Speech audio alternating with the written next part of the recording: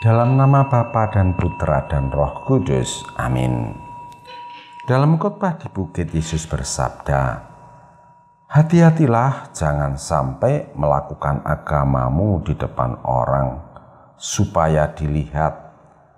Sebab jika demikian, kalian takkan memperoleh upah dari Bapamu yang di surga.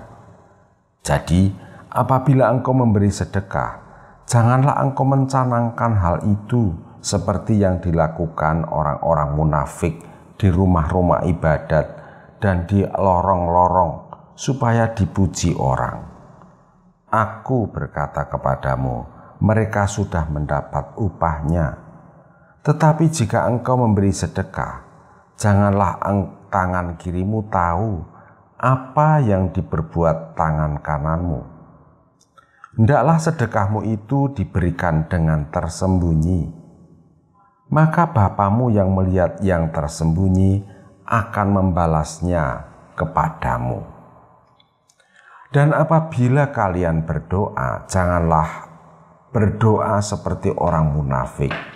Mereka suka mengucapkan doanya dengan berdiri dalam rumah-rumah ibadat dan di tikungan-tikungan jalan raya, supaya mereka dilihat orang.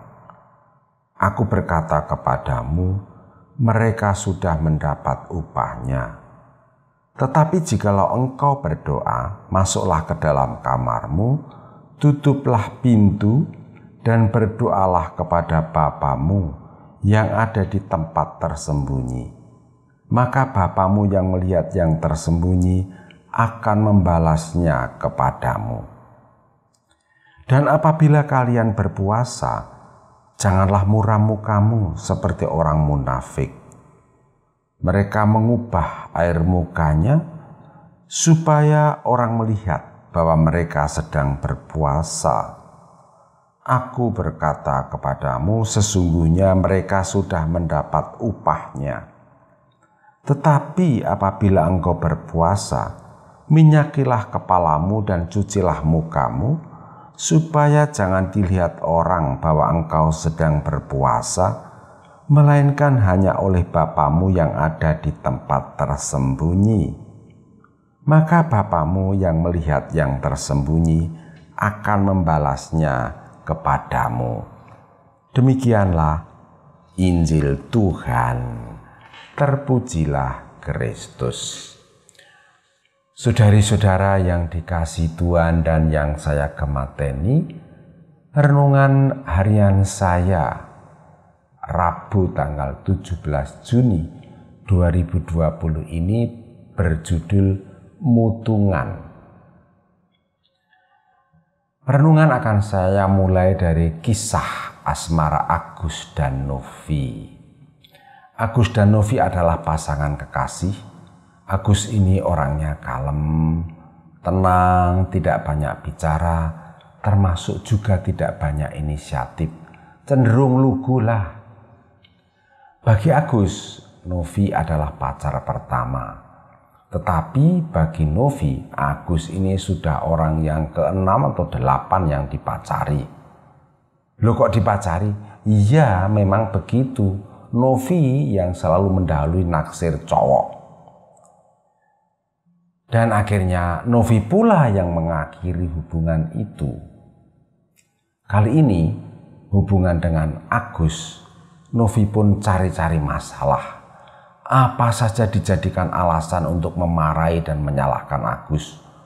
Pokoknya kadar omongan kasarnya semakin meningkat.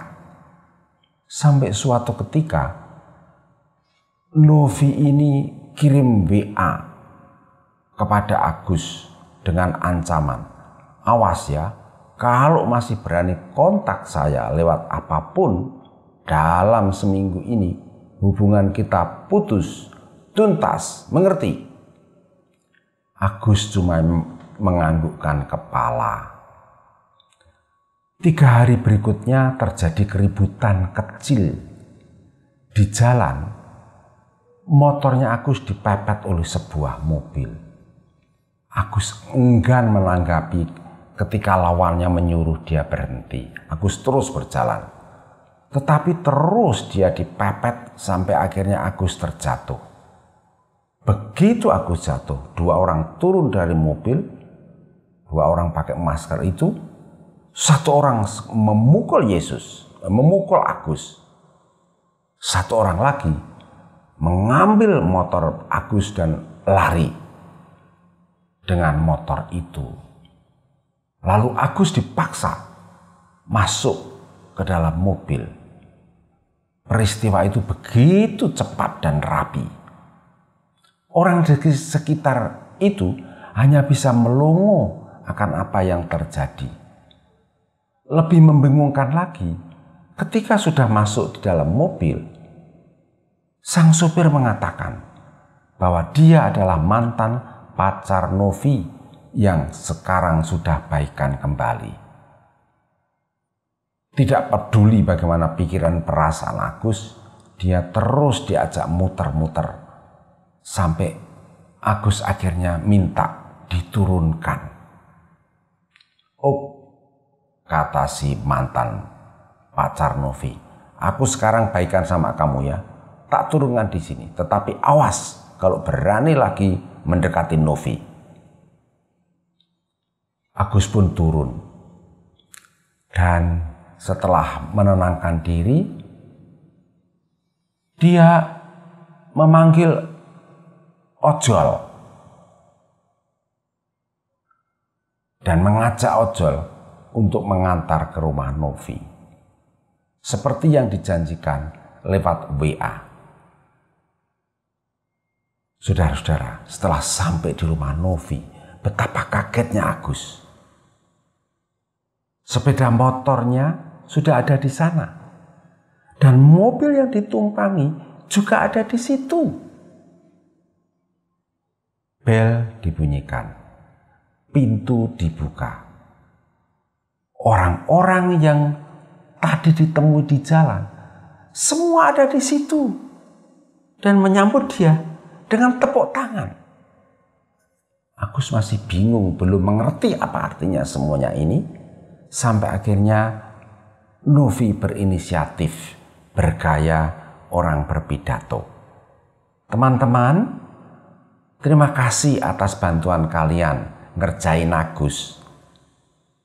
Agus ini ternyata terbukti satu-satunya cowok yang cintanya kepadaku paling nekat. Sudah saya larang. Jangan kirim pesan. Jangan datang ke sini. Lah kok malah datang ke sini? Sudah dikerjain seperti itu, tetap saja datang ke sini. Cintanya memang hebat. Tepuk tangan.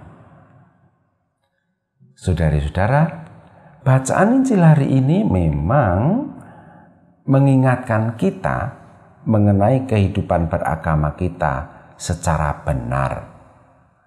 Agus menjadi contoh bagaimana hubungan kita dengan Tuhan seperti hubungan Agus dengan Novi.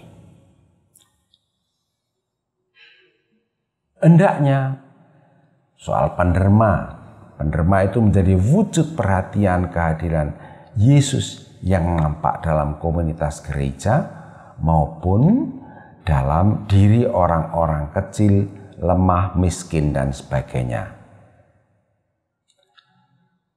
Dari satu pihak, ada orang yang memang sudah benar demikian. Bahkan kebanyakan dari kita. Tetapi dari lain pihak, ada juga orang-orang yang semula berderma sana-sini, menyumbang sana-sini dengan murah hati, termasuk menyumbang untuk gereja. Tetapi setelah kurang mendapat perhatian, kurang dihargai, bahkan difitnah, merasa dilecehkan, lalu dia mutung. Tidak lagi mau ke gereja atau pindah gereja lain, bahkan pindah agama. Lalu tentang berdoa. Dari satu pihak, kebanyakan dari kita sudah tahu bahwa yang dimaksudkan Yesus bukan masuk ke kamar yang bisa dikunci, tetapi masuk ke dalam keheningan diri, menutup mulut, mata, telinga, dan memfokuskan perhatian kepada Tuhan. Tetapi dari lain pihak ada juga orang yang berdoanya sekedar memenuhi kewajiban bersama. Doa merupakan kegiatan sosial saja agar masih tetap diterima dalam komunitas. Tetapi doa pribadi secara mendalam jarang dilakukan untuk mengatakan tidak pernah. Tentang berpuasa, mari kita mengingat pengalaman kita pada masa pantang dan puasa, pada masa Prapaskah. Dari satu pihak, kebanyakan dari kita berpuasa yang tidak sekedar menahan diri untuk tidak makan dan minum, melainkan memfokuskan diri pada relasi dekat dengan Tuhan. Tetapi dari lain pihak, ada juga beberapa di antara kita yang menganggap pantang dan puasa sekedar kewajiban sosial yang membebani. Karena menjadi beban, maka pantang dan puasa ini dilakukan seminim mungkin, bahkan kalau bisa tidak usah.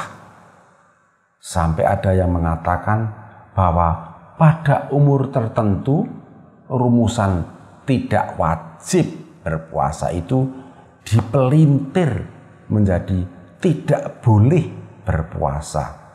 Dian tenan, jenera niat blas. Saudari-saudara, semoga dengan peringatan ini, Yesus menuntun kita, karena Dia yang mengajarkan, menuntun kita, menambah jumlah kita yang menghayati kehidupan beragama kita secara benar. Tuhan yang mengajarkan, pasti Tuhan akan menuntun. Amin. Kemuliaan kepada Bapa dan Putra dan Roh Kudus, seperti pada permulaan, sekarang, selalu, dan sepanjang segala abad. Santa Maria Fatimah, doakanlah kami. Dan semoga kita selalu mengalami berkat Allah yang Maha Kuasa, Bapa, Putra, dan Roh Kudus.